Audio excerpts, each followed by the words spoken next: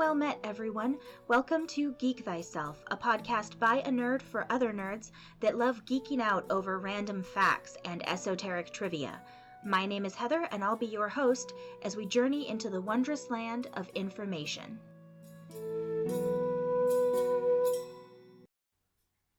Hi everyone, this is Heather from Geek Thyself.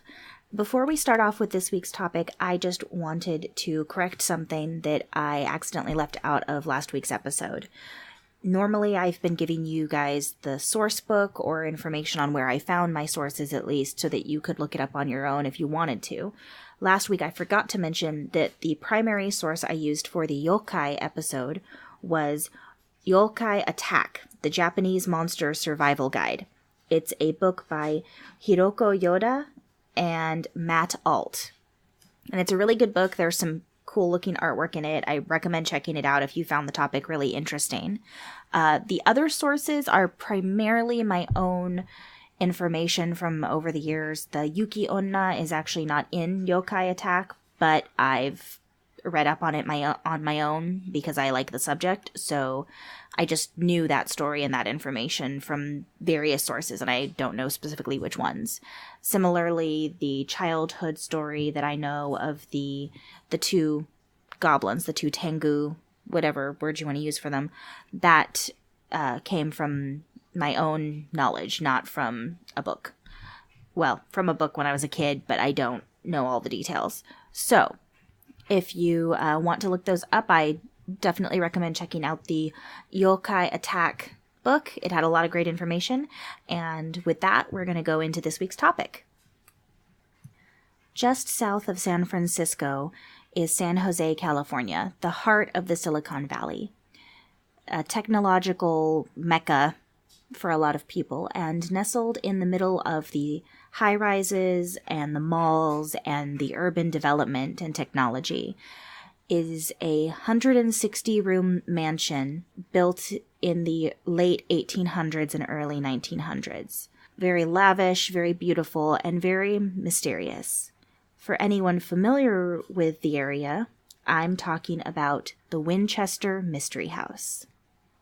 To really understand the mystery of the Winchester Mystery House, you have to understand some of the unfortunately sad and also interesting history of the woman who built it, Mrs. Sarah Winchester. Sarah Winchester was born Sarah Pardee in New Haven, Connecticut. She came from a well-to-do family, and when she was 22, she married William Wirt Winchester, who was one of the grandsons of the original owner of the Winchester Rifle Company. Historically, during this time, the Winchester repeating rifle was one of the most popular, if not the most popular gun that was used by people heading west, by soldiers. It had been used in the Civil War. It had been used in a lot of skirmishes and full-on battles with different Native American groups. It was a very well-known rifle, and it had even coined the phrase, the gun that won the West. Because it was used so often, it was very easy for everyone to use, and it was relatively inexpensive compared to some of the other types of rifles that were out there at the time. This made the Winchesters very, very rich, so they didn't want for anything. Unfortunately, that didn't cross over into their personal lives. The Winchesters only ever had one child, a daughter they named Annie, and she sadly passed away as an infant. She was barely more than a month old in 1866. This devastated Sarah Winchester, I'm sure her husband as well, but it ultimately led to her being rather depressed, hiding herself away, and about 15 years later, her husband also passed away from tuberculosis in 1881. So after this happened, she was understandably very upset. You know, she'd lost her only child. She'd now lost her husband. She had a lot of money, but she didn't necessarily have anything she wanted to spend it on.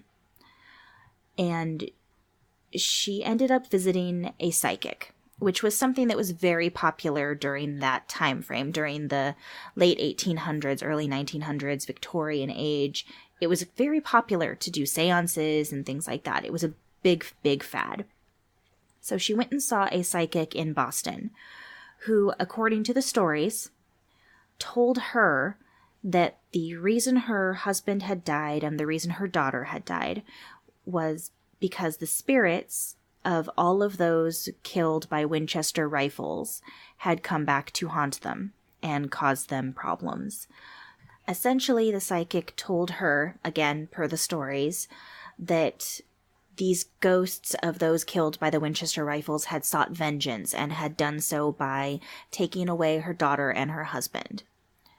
The psychic also told her that the only way for her to protect herself from these angry spirits was to move west and build a house that she never finished. Now, there's some variation on this tale depending on who's telling it and exactly which accounting. As far as I know, there's no actual record of exactly what was said to Sarah by the psychic in Boston. However, the end result, no matter what, is always the same. Sarah moved west, all the way from New Haven, Connecticut, to San Jose, California, in the Santa Clara Valley. And she looked and found a place, finally, that she settled on as her home. It was an 8-room, unfinished farmhouse, which she then built onto repeatedly over the years, never ceasing the building, always having a new project, always constructing something new. The story I always heard as a kid was that she'd been told if she ever stopped building, the ghosts would find her. So she always had carpenters going. There was always painting. There was always someone building something onto the house. And it became huge and interesting and very unique. Extremely unique. She purchased the farmhouse in 1884, and by her death in 1922, had turned the 8-room farmhouse into a 160-room mansion. In fact, by the time the 1906 earthquake hit the San Francisco Bay Area, her small 8-bedroom farmhouse had become a 7-story mansion, one of the tallest buildings in the area, if not the tallest, and had expanded to include well over 100 acres of land. Now, even in the late 1800s, doing this sort of building would have obviously been very expensive, and she imported a lot of her pieces from all over the world, including special wallpaper that was made of compressed wood and molded, and very expensive. We're talking several $100s a square foot. And that's at minimum and at today's prices. So you can imagine, when you put that into the late 1800s, how much money she spent on all of this. She could afford to, though. Upon her husband's death, she had inherited all of his shares of the Winchester Rifle Company. And she didn't have to go into the office. She didn't really have to do much of anything. She could let them make decisions via proxy for her shares. But she got all the residuals. So she was making about $1,000 a day. And that's back in the late 1800s. And that's before you consider all of the money that was left to her by her husband upon his death. Just the straight up cash that she was left. So Sarah Winchester had money to spend, and she spent it not only on very, very high quality craftsmanship for her home, but also on her workers. The going rate at the time was roughly $1.50 for a day's work, and she actually would pay her laborers $3 a day. So despite her eccentricities, a lot of people wanted to work for her because you could make a really good wage. I also learned recently from another tour of the Winchester Mystery House that she would hire Asian American workers, or they might have been immigrants, they might not have been born there, but she would hire Asian workers, which is something that a lot of people at the time wouldn't do. Historically, it was a time when a lot of the American citizens did not want to treat the Chinese and Japanese immigrants very well, because they were worried about them taking their jobs and things like. There's a lot of historical stuff going on dealing with that particular issue and immigration at the time. kind of interesting that it's reflected now in various ways. But regardless, she was willing to hire those Chinese and Japanese workers to work on her home. She saw their skills. She saw that they were good at what they could do, and she didn't care. She hired them. On the other hand, though, I did also learn, again, from one of my tours I've been on there, that she didn't like tall people. Sarah Winchester was very short herself. She was only 4'10", and she was known for having some of the new workers as they were coming in, or people who wanted to work for her, go through certain doors that weren't very large in order to determine if they were small enough for her. She didn't like super tall people. So go figure. She had no problem with ethnicities that a lot of people in the area did have an issue hiring, but she wouldn't like you if you were tall. It's said that the construction on the Winchester Mystery House continued 24 hours a day, 7 days a week, 365 days a year, until Sarah Winchester's death in 1922. Now, realistically, there are a lot of people, myself included, who suspect that that may be a slight exaggeration, simply because logistically that seems pretty impossible to have someone building on your house every minute of the day for 38 years straight without ever having a break in the building. But that's what the legend says. Anyway, one variation of the story I heard growing up is that the day Sarah Winchester died was the day that the carpenter called in sick. Again, not sure how much as an adult I believe that, but as a kid, I thought that was amazing. Because how incredible would it be to be building for so long on your house, and then the one day that one of your workers calls in sick is the day you passed away. Pretty incredible coincidence. Not sure how much of it is accurate, but it makes for a really good story. Sarah Winchester passed away peacefully in her sleep on September 5th, 1922. And at the time of her death, the mansion that she had spent so long building onto had rambled to cover over 6 acres when you include the garden grounds. It contained 160 rooms, 2,000 doors, 10,000 windows, 47 stairways, 47 fireplaces, 13 bathrooms, 6 kitchens, and just 1 shower that she had installed not long before her death as a new technology that had become available. And there's a lot of things that aren't finished on the property. A lot of things she had started building, but then upon her death, the projects were never completed. So it really is true that the Winchester Mystery House is the house that Sarah Winchester never finished building. With that, we're going to take our mid-episode break, as usual, and I'll be back after the break with more information on specific details about the house and interesting quirks and building pieces of it that I think are really fascinating.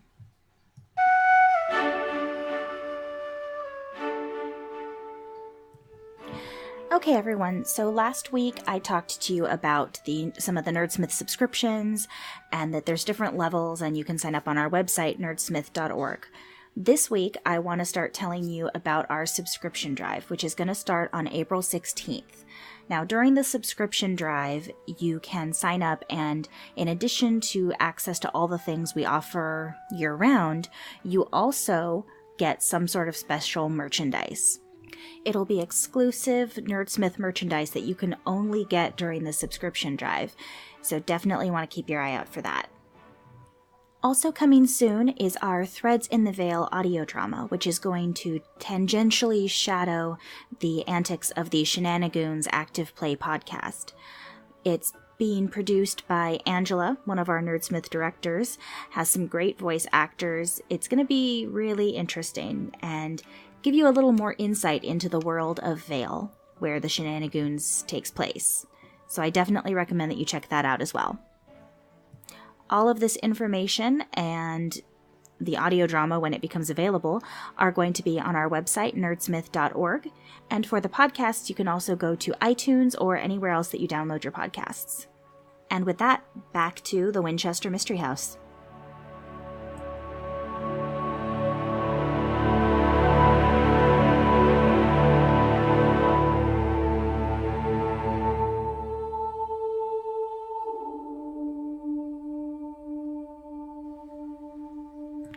So, given that she continued to build onto the house the entire time she owned it, it's not really surprising that the Winchester Mystery House has a lot of very strange architectural oddities. We're talking about a lot of different things. I've been there a couple of times, as I've mentioned, and there's things going on such as stairs that lead up into the ceiling. It's a small flight of stairs that literally leads up into the ceiling and nothingness. There's nothing. It hits the ceiling and you're done. There's also a door that opens out onto nothing. It's a door on the outside of the house, and if you open it and took a step out, you would fall to the ground. And it's not on the first story. It's on the second story. You'd have a long fall. It's not recommended. In addition to the door to nowhere, there are also a lot of repetitions of the number 13 throughout the house. There are rooms that'll have 13 windows. There are areas where she has 13 steps. She really liked that number. And in the middle of the house is actually the seance room. It's this little blue room that has one entrance, but two exits. She actually had a special door put in that she could leave through but not enter through, so that if she wanted to go in there and then not leave the way she came in, she had sort of a secret exit that she could go out of that led into a different room entirely. There are also a lot of stairs called easy risers in a couple different spots in the house. Easy risers are stairs that are significantly shorter, so you don't have to step up as high. The reason she had those put in is that, for one thing, she's short, which I mentioned earlier. She was very short. She was only like 4'10". But in addition to that, she had really, really bad crippling arthritis when she got older. There were a lot of fireplaces throughout the house, partly so that things could stay warm, which made it easier for her. But in addition, she had these tiny little stairs put in because it made it easier for her to walk up them. And she did a lot of switchback staircases. So instead of just a straight up staircase like what you see in a lot of houses now, with just the one turn to go up in the opposite direction, she had, like I said, sort of switchback style staircases. So they're very narrow and they're difficult to get up. But it made it easier for her because she didn't have to hardly lift her legs at all, which was easier for her with such crippling arthritis that she had in her old age. Another quirky thing about the house is just how much of it is not finished. And some of this is because she died before, obviously, it was finished since she kept building, but also some of it is because she would start a project and then stop it. Partly likely because of the wanting to continue building, but there's also other reasons. After the 1906 earthquake, a large portion of the house collapsed, which it was a huge earthquake, so that's not too surprising, given the building standards of the time not being up to earthquake code like what we have now. But what happened is she was actually trapped inside one of the bedrooms at the front of the house for hours before they were able to get her out, because they didn't have the technology we have now to remove people and remove the rubble and everything. So after that, she had them close up the whole front of the house. They had a bunch of things they hadn't finished doing. They had just installed brand new front doors not long before, and she just closed the whole thing up and didn't go to that portion of the house anymore until, well, ever. And she passed away before she ever went back there. It's actually only in recent years that they've opened up the front of the house more, including the front doors. And super, super recently is when they actually started using the front doors again. It happened around the same time as the production and announcements for the Winchester movie that came out in February. And that movie is obviously very much not factually based. It's a sort of a ghost thriller horror movie that stars Helen Mirren. And I haven't personally seen it. I love Helen Mirren, so I'll probably see it eventually. But definitely not a based in fact movie, more of a sensationalized version of the story of Sarah Winchester. Nonetheless, around that time, because they let the filming crew actually use parts of the house, there are certain areas that they had to restore more, and one of them was the front of the house, because at the time they set the story, she would have been using it. Speaking of parts of the house being used, one room that was built and is absolutely beautiful, but was never actually fully used to its best capacity, is her ballroom. Her ballroom is absolutely gorgeous that she built, and it was never used to host a ball. She has all sorts of details built into the walls. The floor is this beautiful checkerboard pattern of nice hardwood. One of the mysteries of the room, though, are 2 windows on either side of one of the fireplaces. There are 2 different Shakespeare quotes, but they're from 2 completely different plays. And no one knows what the meaning was behind those lines to Sarah Winchester, because she never told anyone and there was nothing left behind to tell us. So the 2 lines, one is from Troilus and Cressida, "Wide unclasp the table of their thoughts." It's a line spoken by Ulysses referring to something about Cressida's flirting nature. And then the second line is, "These same thoughts people this little world," which is from Richard II. He's referring to his thoughts keeping him company in his confinement.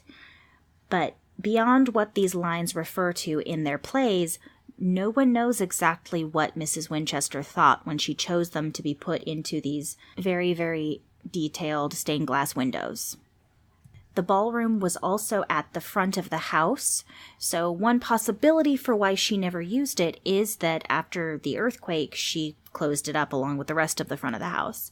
We don't know 100%. There's one story about her having invited some sort of famous orchestra to perform at her ballroom, and then she hurriedly got the ballroom ready to go because of it, but scheduling conflict, and then the orchestra never played at her house. It's hard to say how accurate that is. There's a lot of conjecture regarding her. She didn't like to tell people about her personal life, so unfortunately we don't know as much about some of the decisions of why she did what she did with the house, or why she kept herself hidden away quite so much. One of the things that I really like about the house as well, because I really like plants and flowers and gardening, is that her gardens are expansive. They're huge, and she had a lot of them, and she imported a lot of different plants from all over the world. She had plants imported from England and other parts of Europe, as well as plants from South America that weren't native to the area, but she saw them in a book or heard about them and wanted to have them in her garden. Moving back to the inside of the house, there are a lot of little quirks and details beyond what I've already mentioned that made Sarah Winchester seem even more mysterious to the people working for her, but also the locals who then heard about these things that were being put into the house. For instance, she's got a couple of spots where she's got wooden slats put out in such a way that the servants could lay wooden boards across them and then clean windows on the outside. So she created things like that are actually quite useful. There's another spot in the house that I thought was really interesting because personally, I absolutely hate doing laundry. It is one of my least favorite things to do, but I have to do it because clean clothes are important. And what she did is she created something in her house that made laundry not take as long. Back then, they had to wash the laundry and you had to cart water back and forth if you didn't have running water. You had to heat the water and then you had to deal with the washing. You had to rinse and you had to dry them by wringing them out first. And it was a very, very long process. And because there were so many rooms in her house and so many beds and linens that had to be washed regularly, what she did is she created an entire laundry room inside her house, which isn't something that was very common back then. And she also had running water to the sinks and multiple sinks. She had 3 big sinks, one that could be used for the initial washing, one that could be used for rinsing, and so on. And she also invented something and built it into those sinks. And that was, instead of just a regular sink, she built a washboard into the sink. So her maids or whoever was doing the laundry at the time didn't have to go get a washboard to scrub the clothing. There was one already built into the sink for them. And it also had a little soap dish for the soap they were using to wash them. In addition, having the running hot and cold water made it so that the maids weren't constantly having to go heat water to rinse things and keep the laundry going. And she put a large, it's really big. She put a big wringer inside the laundry room as well, so that they didn't have to take the laundry very far in order to wring it out before they took it somewhere to dry. So she put in a lot of these little things which were quirky at the time, some of them practical, some of them not. There's also things like a wine cellar that no one knows the location of. The story goes that at some point, despite her love of wine, Sarah Winchester went down to look for a bottle and came across a black handprint on the wall. She got worried, thinking maybe it was a spirit or something. It was probably a worker who'd done something down there and just had really dirty hands, but she got concerned about it being some sort of angry ghost that had almost found her, so she boarded up the wine cellar and never went back. And to this day, they haven't found the wine cellar.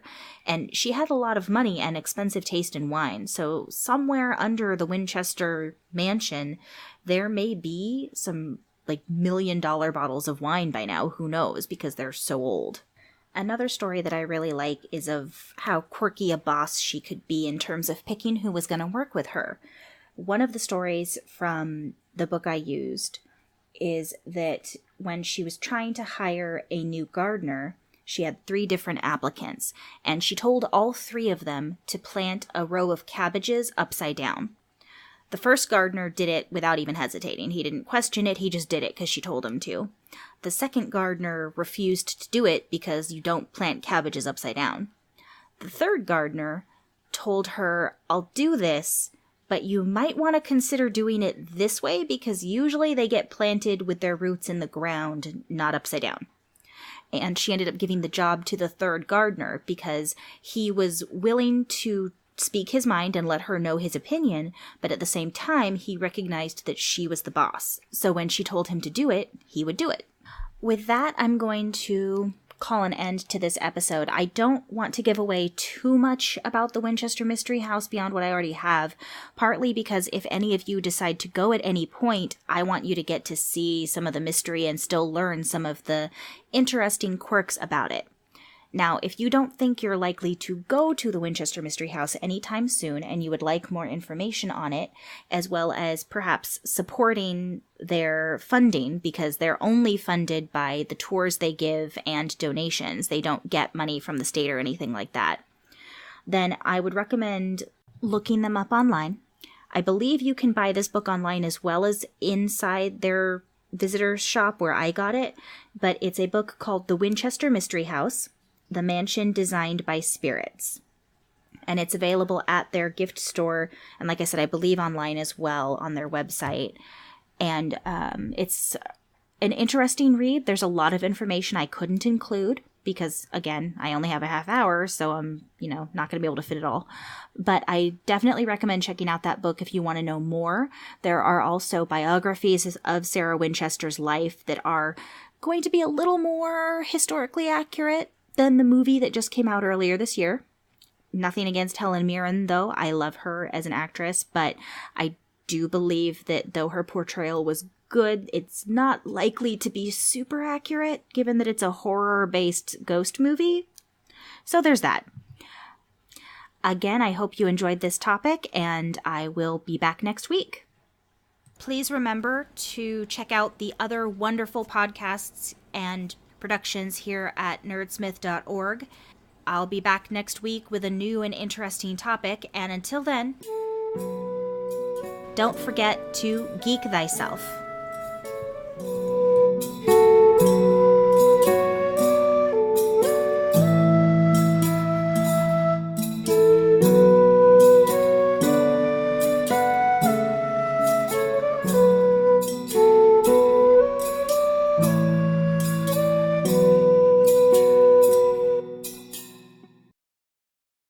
finals are ahead or class is getting you down, you can count on WAND Radio to be your study solution. Send us your questions about magical mishaps, or tune in for the latest music on the mythical airwaves. Make sure you tune in for the latest tournament results and where to find the best parties on campus. And maybe the latest test answers, too. You don't even go here. Never let your schooling interfere with your education, Rupert. WAND Radio. Magic, music, and mayhem on nerdsmith.org or wherever you download your podcasts. We are not inciting mayhem on this radio station. That's a terrible idea. How could you think that would work? Hello, fans of Critical Role. Do you mean to make your music more melodious? Do you seek to sing like Scanlan Shorthalt? We'll look no further than Crosswords, a new video series from the creator of the Critical Role Hamilton mashup album. And also this song. Crosswords with Will Crossway. Advice and analysis for the musician at the gaming table. Available on nerdsmith.org or wherever you watch your YouTube videos. YouTube, right? Probably YouTube.